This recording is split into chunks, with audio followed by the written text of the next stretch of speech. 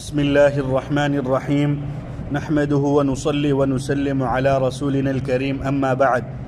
رب اشرح لي صدري ويسر لي أمري واحلل عقدة من لساني يفقه قولي رب يسر ولا تعسر وتمم علينا بالخير وبك نستعين يا فتاح ربنا زدنا علما وارزقنا فهما۔ پچھلی آیات میں اللہ تعالیٰ نے مشرکین کے ان کے معبودوں کے ساتھ اور ان کے خداؤں کے ساتھ محبت کو بیان فرمایا، اور اللہ تعالیٰ نے آیاتوں میں یہ بھی ثابت فرمایا کہ حقیقی اعتبار سے اگر دیکھا جائے تو مومنین ہی اللہ سے محبت صحیح معنی میں کرتے ہیں۔ وجہ اس کی یہ ہے کہ اگر مشرکین کو یہ معلوم ہو جائے کہ ان خداؤں کے ذریعے نقصان بھی پہنچ سکتا ہے اور ہمارے مال مویشی میں کمی بھی آ سکتی ہے اور ہمیں مصیبت میں بھی یہ لوگ گھیر سکتے ہیں،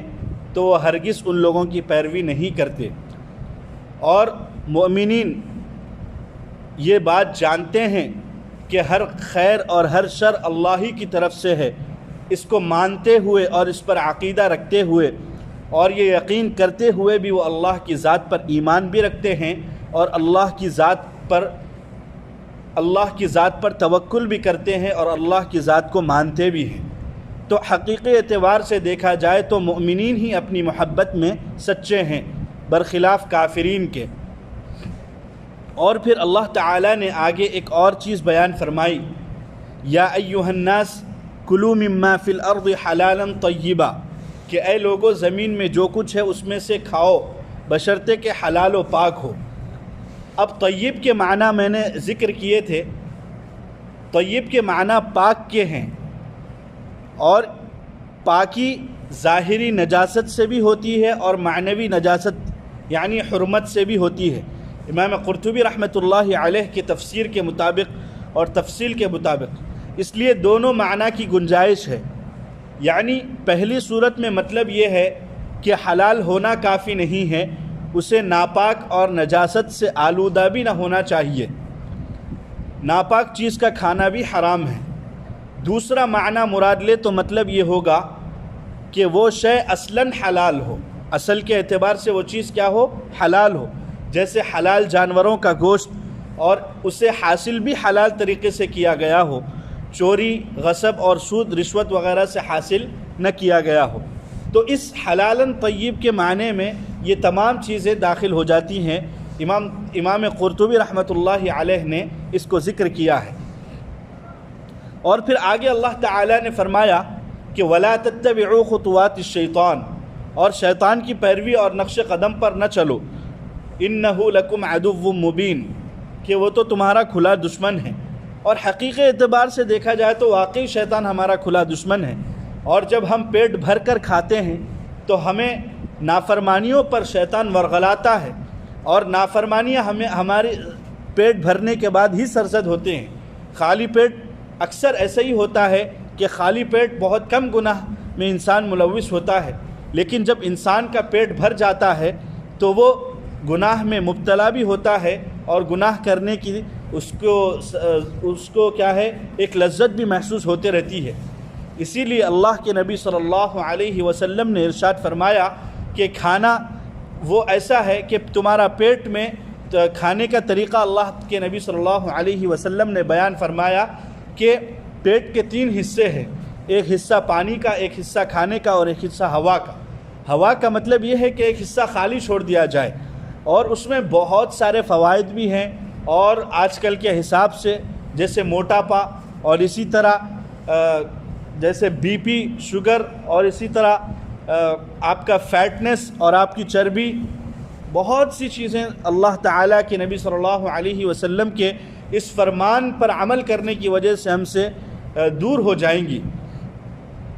کولیسٹرول بھی اس سے بہت متاثر ہوتا ہے اور اس سے بڑھتا ہے۔ تو یہ تمام چیزیں اگر ہمیں ختم کرنا ہے تو آپ صلی اللہ علیہ وسلم کے احکام کی اور آپ صلی اللہ علیہ وسلم کی سنتوں پر اور آپ کے بتائے ہوئے طریقے پر ہمیں چلنا ضروری ہے۔ آگے آیتوں میں اللہ تعالیٰ چند اور چیزیں بیان فرما رہے ہیں۔ بسم اللہ الرحمن الرحیم وَإِذَا قِيلَ لَهُمُ اتَّبِعُوا مَا أَنزَلَ اللَّهُ قَالُوا بَلْ نَتَّبِعُ مَا أَلْفَيْنَا عَلَيْهِ آبَاءَنَا، اور جب ان سے کہا جاتا ہے کہ اس کتاب کی پیروی کرو جو اللہ نے نازل فرمائی ہے، تو کہتے ہیں بلکہ ہم تو اس کی پیروی کریں گے جس پر ہم نے اپنے باپ دادا کو پایا ہے۔ اولو كان آباؤهم لا يعقلون شيئا ولا يهتدون، چاہے ان کے باپ دادا ناسمجھ اور ہدایت سے محروم ہی کیوں نہ ہو۔ وَمَثَلُ الَّذِينَ كَفَرُوا كَمَثَلِ الَّذِي يَنْعِقُ بِمَا لَا يَسْمَعُ إِلَّا دُعَاءً وَنِدَاءً، اور کافروں کی مثال اس شخص کی سی ہے جو ایسے جانور کو پکارے جو سوائے پکارنے اور چلانے کے کچھ نہ سنتے ہوں۔ صُمٌّ بُكْمٌ عُمْيٌ فَهُمْ لَا يَعْقِلُونَ، یہ بہرے، گونگے، اندھے ہیں، اس لیے کچھ نہیں سمجھتے۔ یا ایھا الذین آمنوا کلوا من طیبات ما رزقناکم، اے ایمان والو، اگر واقعی تم اللہ ہی کی بندگی کرتے ہو تو جو کچھ ہم نے تم کو عطا کیا ہے، واشکروا للہ ان کنتم ایاہ تعبدون، جو کچھ ہم نے تمہیں عطا کیا ہے اس میں سے پاکیزہ چیزیں کھاؤ اور اللہ کا شکر ادا کرتے رہو۔ یہ تو رہا ترجمہ، اب اس کی کچھ تشریح ملاحظہ فرما لیجئے۔ سب سے پہلے اس آیت میں اللہ تعالیٰ نے مشرکوں کو حکم دیا اور مشرکین کو مخاطب کر کے فرمایا، اور جب کوئی ان مشرک لوگوں سے کہتا ہے کہ اللہ تعالیٰ نے جو حکم اپنے پیغمبروں کے پاس بھیجا ہے اس پر چلو، تو مشرکین کی جانب سے یہ جواب ملتا ہے کہ نہیں، بلکہ ہم تو اسی طریقے پر چلیں گے جس پر ہم نے اپنے باپ دادا کو پایا ہے، کیونکہ وہ لوگ اس طریقے کے اختیار کرنے میں مامور من اللہ تھے۔ حق تعالیٰ ان پر رد فرماتا ہے، حق تعالیٰ اس بات پر رد فرماتا ہے کہ یہ لوگ اپنے باپ دادا ہی کے طریقے پر چلیں گے، اگرچہ کہ ان کے باپ دادا دین کے معنی میں نہ کچھ سمجھ رکھتے تھے اور نہ کسی آسمانی کتاب کی ہدایت رکھتے تھے اپنے پاس۔ یہ ایک خلاصہ ہے، اور اگلی آیت کا خلاصہ وَمَثَلُ الَّذِينَ كَفَرُوا كَمَثَلِ الَّذِي يَنْعِقُ بِمَا لَا يَسْمَعُ إِلَّا دُعَاءً وَنِدَاءً، اللہ تعالیٰ ایک ایسے انسان کی بات بیان کر رہے ہیں، بلکہ کافروں کے سامنے ان کافروں کی کیفیت کو اللہ تعالیٰ بیان کر رہے ہیں کہ نافہمی میں اس جانور کی کیفیت کے مثل ہے کہ جس کا ذکر اس مثال میں اللہ نے فرمایا کہ ایک شخص ہے کہ وہ ایسے جانور کے پیچھے چلا رہا ہے جو صرف اور صرف بلانے اور چلانے پکارنے کے کوئی مضمون، اگر آپ اس کے سامنے کتنا بھی اچھا مضمون بیان کر دیں اور کتنا بھی اچھا فصیح و بلیغ آپ بیان کر دیں اور کتنی ہی پر لطف آپ تقریر کر دیں اور کتنی ہی اچھی باتیں اور بری باتوں سے روکے، تو اس کو سوائے پکار کے اور سوائے بلانے کے کچھ نہیں سوچتا، اس کو صرف کچھ نہیں سمجھ میں آتا۔ تو اللہ تعالیٰ وہی بیان فرما رہے ہیں کہ ان کی کیفیت ہی یہی ہے کہ بظاہر بات چیت تو سنتے ہیں لیکن کام کی بات سے بالکل کیا ہے، بہرے بھی ہیں، گویا سننا ہی نہیں چاہتے، گویا سنا ہی نہیں، اور گونگے ہیں کہ ایسی بات زبان پر ہی نہیں آتی، اور اسی طرح اندھے ہیں کیونکہ نفع اور نقصان ان کو نظر نہیں آتا۔ سب سے پہلی آیت میں اللہ تعالیٰ نے اپنے جیسے مشرکین اپنے باپ داداؤں کی اندھی تقلید اور اتباع جو کرتے تھے، اللہ تعالیٰ نے ان کی مذمت بیان فرمائی، اور سب سے پہلی آیت سے ان کی مذمت بھی ثابت ہوتی ہے۔ اس کے برخلاف جائز تقلید اور اتباع کے شرائط بھی معلوم ہوتے ہیں، اور ایک ضابطہ بھی معلوم ہو گیا کہ جس کو دو لفظوں میں اللہ تعالیٰ نے بیان فرمایا ہے کہ لا یعقلون اور لا یہتدون، کیونکہ اس سے معلوم ہوا کہ ان آباء و اجداد کی تقلید اور اتباع کو اس لیے منع کیا گیا تھا کہ انہیں نہ عقل تھی اور نہ ان کے پاس ہدایت تھی۔ ہدایت سے مراد وہ احکام جو اللہ تعالیٰ کی طرف سے صریح طور پر نازل کیے گئے ہوں، جیسے کہ قرآن مجید اور اسی طرح احادیث مبارکہ، اس میں اللہ تعالیٰ نے احکام کو صراحت کے ساتھ نازل فرمایا ہے۔ جیسے کہ قرآن مجید میں اللہ تعالیٰ نے نماز کا حکم تو نازل کیا ہے، لیکن آپ صلی اللہ علیہ وسلم نے صلو کما رأیتمونی اصلی اور اسی طرح مختلف احادیث میں اور اسی طرح صحابہ کرام نے آپ صلی اللہ علیہ وسلم کے نماز پڑھنے کے طریقے کو بتلایا بھی ہے اور اس پر عمل کر کے ایک ایک سنت کو باقی بھی رکھا ہے۔ تو سب سے پہلی چیز ہدایت ہے، اور وہ اللہ تعالیٰ کی طرف سے ہی ہے، اور وہ اللہ تعالیٰ کی طرف سے متشابہ نہیں بلکہ مشتبہ نہ ہو، بلکہ اللہ تعالیٰ کی جانب سے صاف اور صریح طور پر نازل کیے گئے ہوں۔ اور دوسری چیز لا یعقلون ہے۔ عقل سے مراد وہ جو اجتہاد اور اسی طرح قرآن و سنت میں غور کرنے سے احکام نکلتے ہوں، اور قرآن و سنت میں غور کرنے سے اجتہادات اور مسائل کو نکال سکتے ہوں، جیسے کہ فقہائے کرام نے اور فقہائے امت نے قرآن و سنت سے جو مسائل نکالے ہیں وہ ہمارے سامنے مسائل کی شکل میں موجود ہے اور فتاویٰ کی شکل میں موجود ہے۔ تو اصل وجہ جو ہے ان کے اتباع اور ان کی تقلید کی عدم جواز کی، یعنی ان کی اتباع اور تقلید نہ کرنے کی جو اصل وجہ ہے وہ یہی ہے کہ ان کے پاس اصل چیز ہدایت نہیں ہے، اور دوسری چیز کیا ہے؟ عقل نہیں ہے۔ اگر اللہ تعالیٰ کی طرف سے نازل کیے ہوئے احکام ہیں اور نہ ان کی صلاحیت ہے، احکام تو ہے لیکن اس کی صلاحیت نہیں ہے کہ اس کے احکام پر غور و فکر کر کے اس کے مسائل کو نکالا جائے، تو یہ دو چیزیں بھی کیا ہے؟ غلط ہے۔ ایک تو اللہ کے احکامات تو ہوں پھر بھی انسان تھوڑا بہت چل سکتا ہے، لیکن اللہ تعالیٰ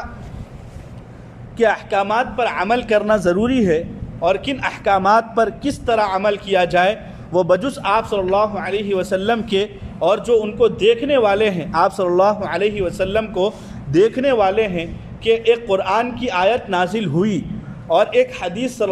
حدیث رسول اللہ کے نبی نے بیان کیا ہے، تو اس وقت کیفیت کیا تھی قرآن کے نازل ہونے کی، اور کس واقعے کے تناظر میں اور کس واقعے کے پس منظر میں اور کس بات کی وضاحت میں اللہ تعالیٰ نے یہ آیت نازل کی ہے۔ آج کل کے زمانے میں اگر کوئی یہ اٹھ کر کہہ دے کہ یہ آیت تو فلاں موقع پہ نازل ہوئی، تو ہم اس کی بات کا فوراً انکار کر دیں گے۔ وجہ یہ ہے کہ وہ شخص آج کی دنیا میں موجود ہے، وہ آپ صلی اللہ علیہ وسلم پر جب قرآن نازل ہو رہا تھا اس وقت موجود نہیں تھا۔ تو اور پھر ہم یہ دیکھیں گے کہ یہ جو بات کہہ رہا ہے یہ واقعی آپ صلی اللہ علیہ وسلم کے اصحاب سے منقول ہے یا نہیں۔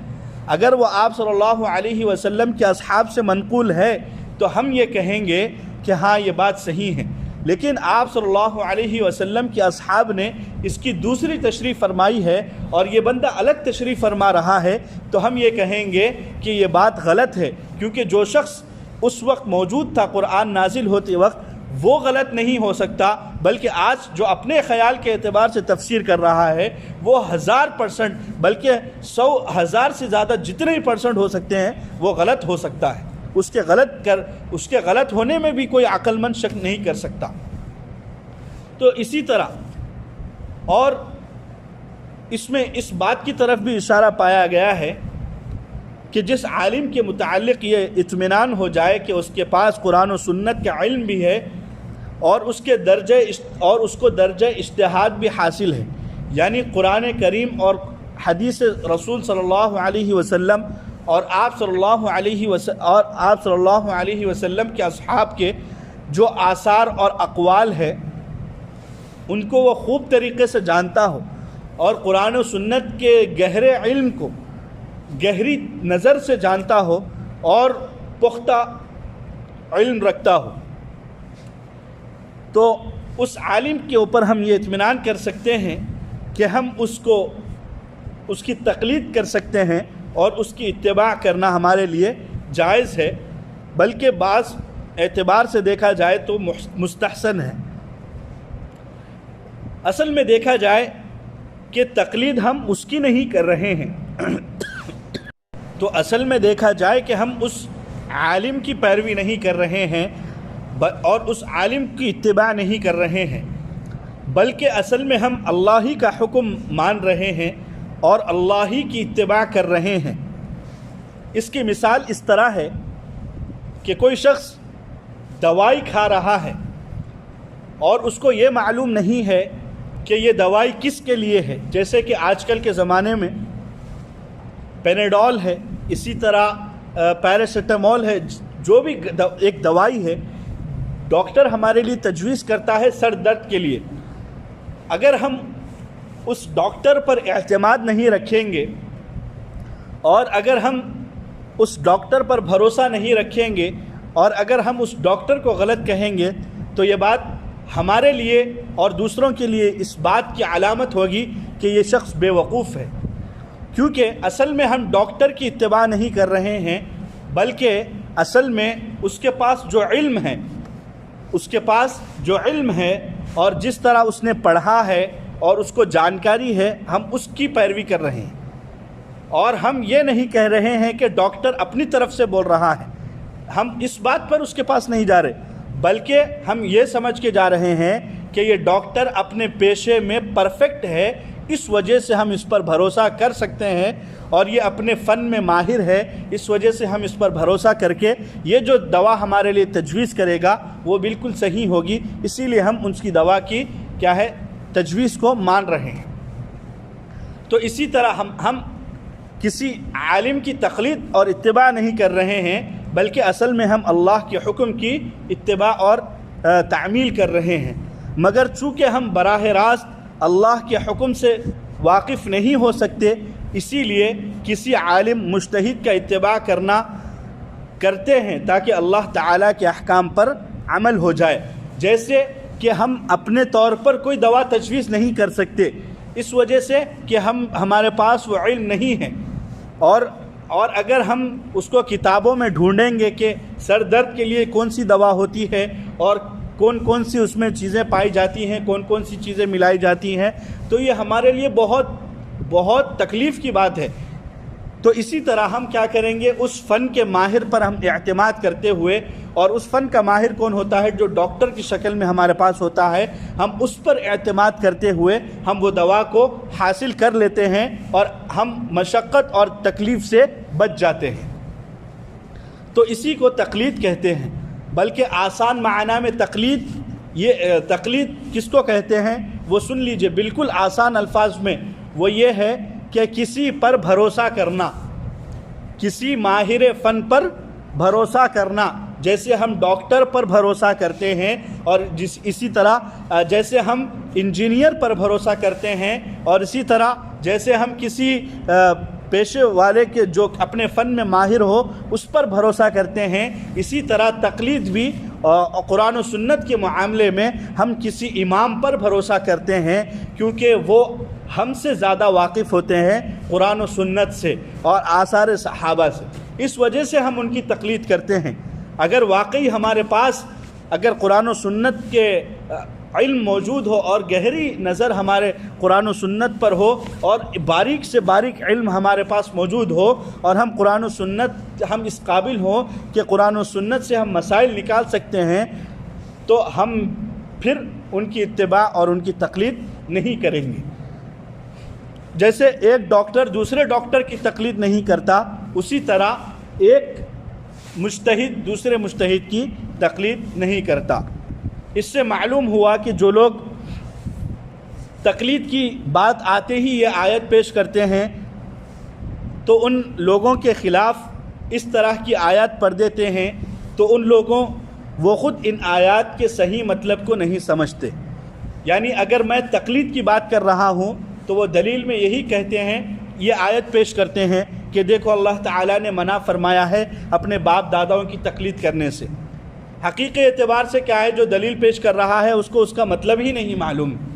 امام قرطبی رحمۃ اللہ علیہ نے اسی آیت کی تفسیر میں فرمایا ہے کہ اس آیت میں تقلید آبائی کے ممنوع ہونے کا جو ذکر ہے اس سے مراد باطل عقائد اور اعمال میں اپنے آباء و اجداد کی تقلید کرنا ہے۔ اگر عقائد صحیح ہو اور اعمال صالحہ میں تقلید کوئی کر رہا ہو تو اس کا اس آیت سے کوئی دخل نہیں ہے۔ اور اسی طرح حضرت یوسف علیہ السلام کے کلام میں ان دونوں چیزوں کی وضاحت موجود ہے۔ سورہ یوسف میں اللہ تعالیٰ نے اس طرح ذکر فرمایا کہ حضرت یوسف کے بعد کو کہ انی ترکت ملت قوم لا یؤمنون باللہ وهم بالآخرۃ هم کافرون واتبعت ملت آبائی ابراہیم واسحاق ویعقوب، میں نے ان لوگوں کی ملت اور مذہب کو چھوڑ دیا جو اللہ پر ایمان نہیں رکھتے اور جو آخرت کے منکر ہیں، اور میں نے اتباع کیا اپنے آبا ابراہیم، اسحاق اور یعقوب کے۔ اس میں پوری وضاحت سے ثابت ہو گیا کہ آبا کی تقلید باطل میں حرام ہے، یعنی باطل عقائد میں، باطل اعمال میں اور باطل چیزوں میں یہ تو حرام ہے، اور حق میں جائز ہے، یعنی حق بات میں تو جائز ہے بلکہ مستحسن ہے۔ امام قرطبی رحمۃ اللہ علیہ نے اسی آیت کے ذیل میں ائمہ مجتہدین کی تقلید کے متعلق بھی مسائل اور احکام بیان فرمائے ہیں، اور یہ ذکر کیا ہے کہ تعلق قوم بهذه الآية في ذم التقلید وهذا في الباطل صحيح اما في التقلید في الحق فاصل من اصول الدین وعصمة من عصم المسلمین يلجأ الیہ الجاہل المقصر عن درک النظر۔ کچھ لوگوں نے اس آیت کو تقلید کی مذمت میں پیش کیا ہے، اور یہ باطل کے معاملے میں تو صحیح ہے لیکن حق کے معاملے میں تقلید سے اس کا کوئی تعلق نہیں ہے۔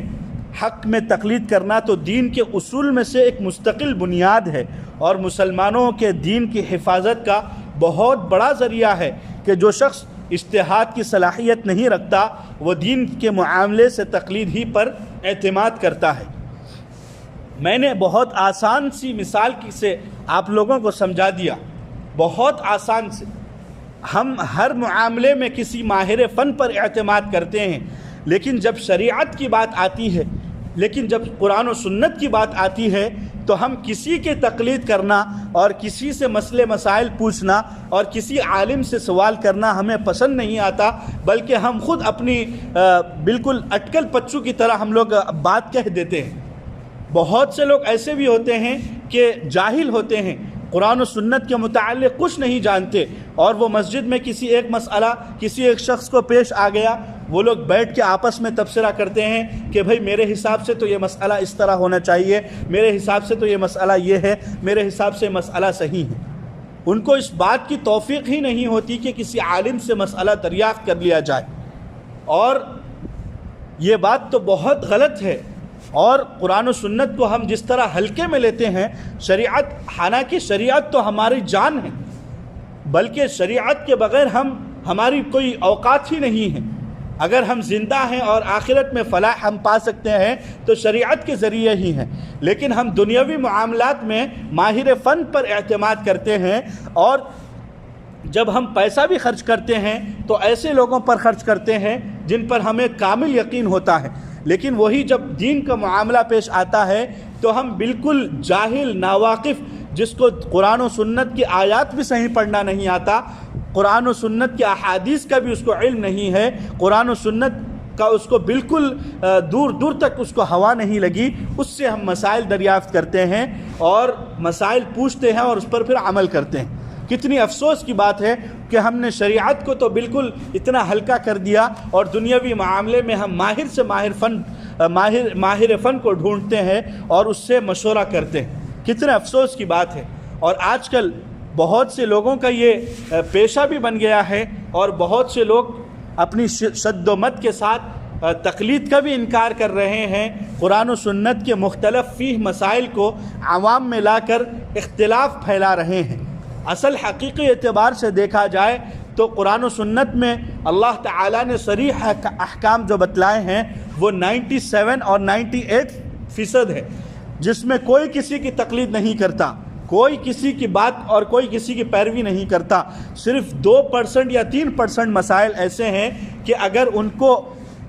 اہل عقل کے سامنے اور کسی اہل عقل جو عقل رکھتا ہو اور جو سنجیدہ ہو اور جو واقعی عقل مند ہو، اس کے سامنے اگر کوئی یہ 2% مسائل کو رکھ دیا جائے تو وہ یہی کہے گا کہ واقعی ان میں کسی کی پیروی کرنا ضروری ہے۔ 98% شریعت میں اللہ تعالیٰ نے احکام کو صاف طور پر بیان فرمایا ہے،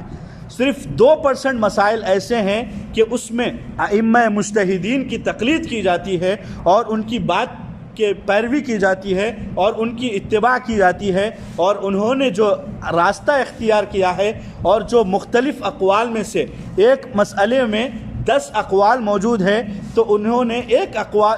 10 حدیثیں منقول ہے اور انہوں نے ایک حدیث کو لے کر اس پر عمل کیا ہے،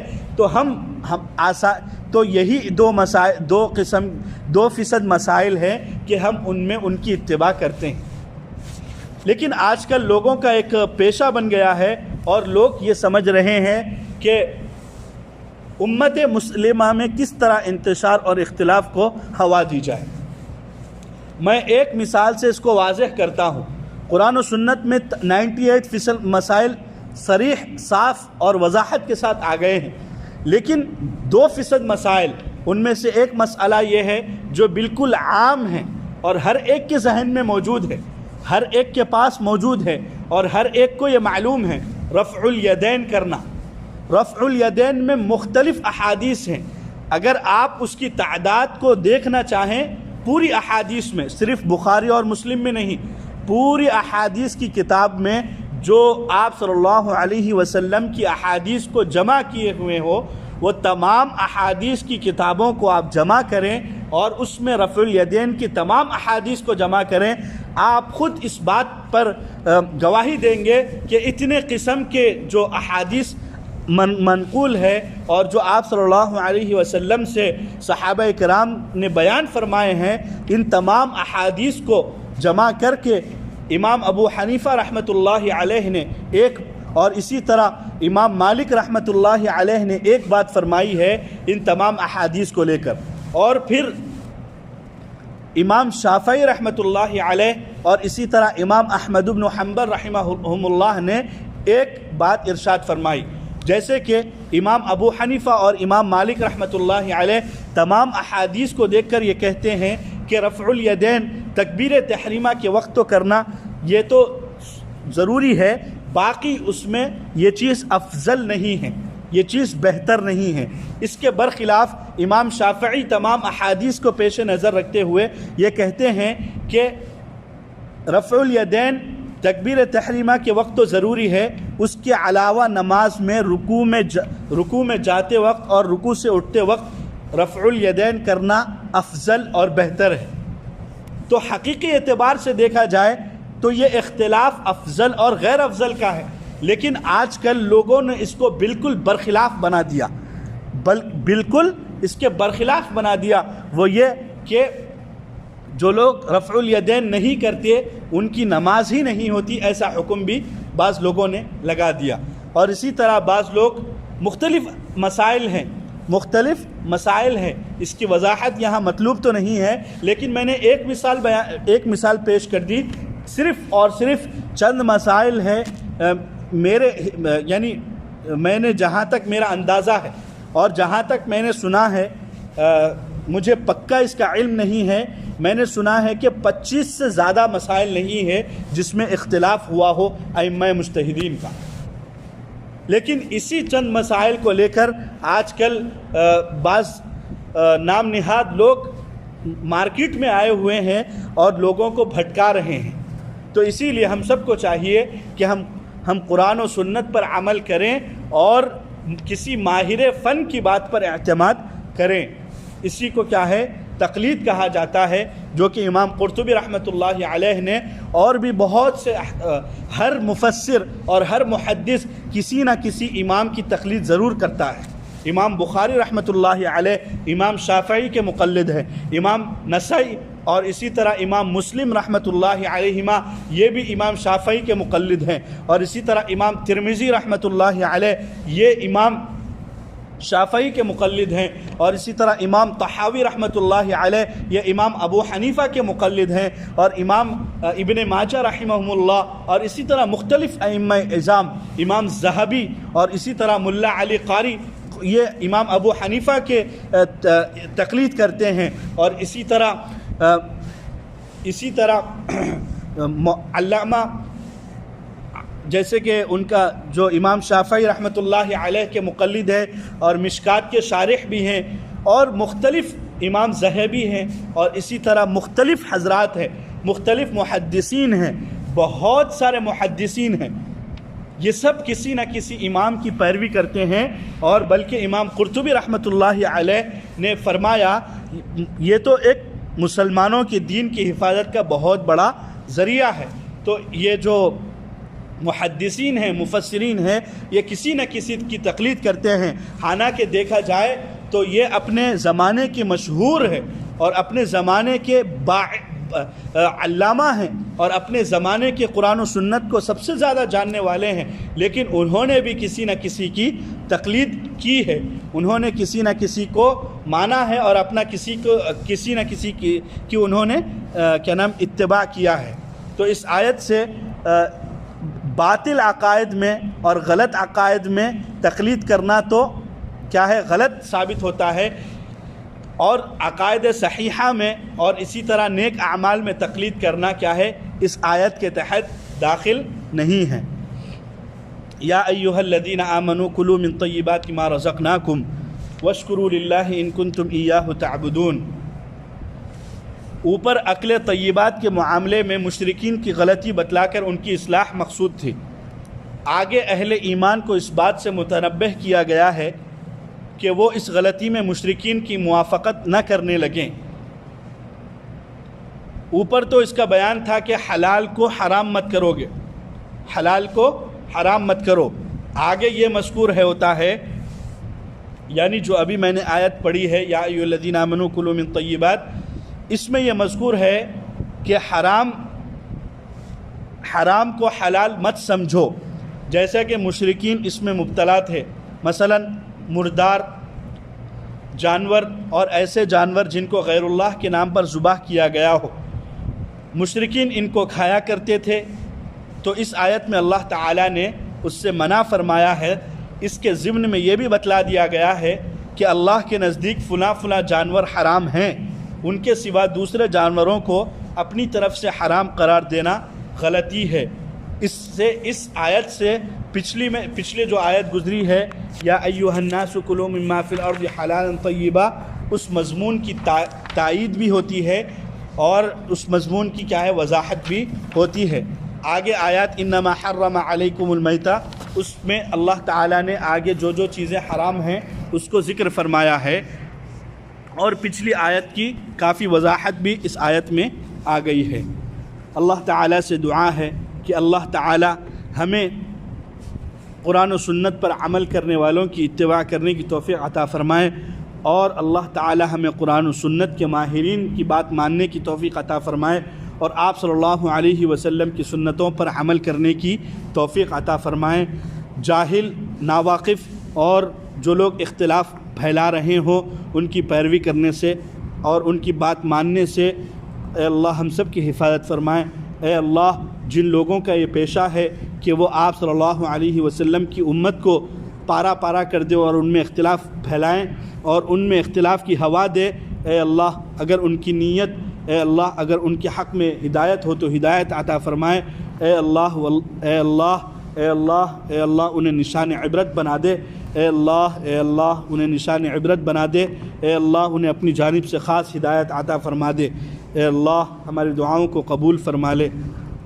جو لوگ مرحومین ہیں اے اللہ ان کی مغفرت فرما، جو لوگ بیمار ہیں اے اللہ انہیں شفاء کاملہ عطا فرما، اس وبا کو بلا کو اے اللہ ہم سے دور فرما۔ اے اللہ اے اللہ اے اللہ آپ کی شریعت پر پورا عمل کرنے کی توفیق عطا فرما۔ اے اللہ ہمارے اکابرین کی حفاظت فرما، اے اللہ ہمارے اساتذہ کی، مشائخین کی حفاظت فرما برحمتک یا ارحم الراحمین، والحمد للہ۔